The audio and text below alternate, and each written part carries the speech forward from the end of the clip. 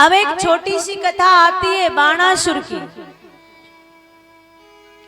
ये जो बाणासुर है ये देते हैं, लेकिन महादेव जी का श्रृंगार करता है।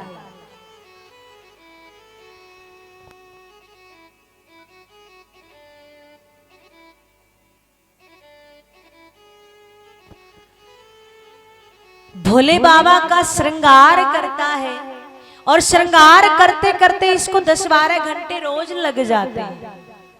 देते हैं, इतना ज्ञान नहीं है, लेकिन भाव है। एक दिन कुछ साधु संत आए और उनका ये भाव देखकर उन्होंने एक मंत्र दे दिया। अब वो बाणासुर उस मंत्र का जाप करता है तो भोले बाबा प्रकट हो जाते हैं और बोलते हैं, बोलिए क्या चाहिए। तो वो बाणासुर कहता, देखिए महाराज मुझे कुछ नहीं चाहिए, आपका श्रृंगार करते करते 10-12 घंटे लग जाते हैं, मुझे 1000 हाथ दे दो। अब भोले बाबा तो भोले हैं, कहा तथास्तु, 1000 हाथ दे दिए। अब जो कार्य 10-12 घंटे में होता था वो अब 1-2 घंटे में कर लेते, बाकी फ्री। अब 1000 हाथ है, क्या करे, वजन लगने लग गया, क्या करे, पर्वतों पे जाकर उनको चूर करते, करे क्या उनसे। अब एक दिन बैठे बैठे रोने लग जाते हैं। भोले बाबा फिर से प्रकट हो जाते हैं, बोले अब क्या हुआ, बोले कुछ नहीं हुआ, 1000 हाथ अपने वापिस ले लो।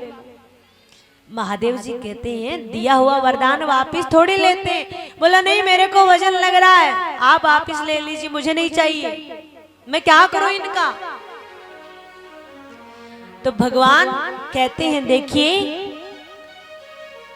इनसे मुक्ति दिलाने के लिए भगवान आएंगे और तेरे से युद्ध करेंगे कन्हैया, और तभी तेरे को इनसे मुक्ति मिल सकती है। अब देखिए देते हैं, लेकिन भक्ति करता है, थोड़ा विचार आया कि भगवान मेरे से युद्ध करेंगे। बोला सुनो सुनो, एक काम और कर देना। बोला क्या, बोला आप मेरी तरफ से आप ही युद्ध कर लेना। भोले बाबा बोले ठीक है। अब बाणासुर की बेटी है उषा, राक्षसी है, देते हैं। उषा क्या करती है, ठाकुर जी के पुत्र अनिरुद्ध को वो अपने सौपन में देख लेती, पति स्वरूप में। अब राक्षसी है, देते हैं, ये तो है नहीं कि भाई माता पिता से जाकर बोलो कि मेरे को ऐसे ऐसे शादी करनी है। वो क्या किया, रात्रि को गई और अनिरुद्ध को उठा लाई, उसका अपहरण कर लाई। बात भगवान तक पहुंचती है, ठाकुर जी तक। ठाकुर जी कहते, महाराज मेरे को तो रिश्ता मंजूर है, इसमें अपहरण की कौन सी बात है, उनको छोड़ दीजिए आप और शादी कर लीजिए। अब जो बाणासुर है वो कहता, नहीं नहीं ऐसे नहीं छोड़ेंगे, पहले आपको युद्ध करना पड़ेगा, क्योंकि उनको तो बुलाना था। भगवान आते हैं, युद्ध करते, पहला बाण चलाते हैं, 1000 हाथों से मुक्त कर देते। जैसे ही दूसरा चलाने लगते, महादेव जी आगे आ जाते। बोला बस बस आपका काम हो गया, इतना ही काम था, अब तो आप अपने पुत्र को और पुत्र वधू को ले जाइए और जाइए।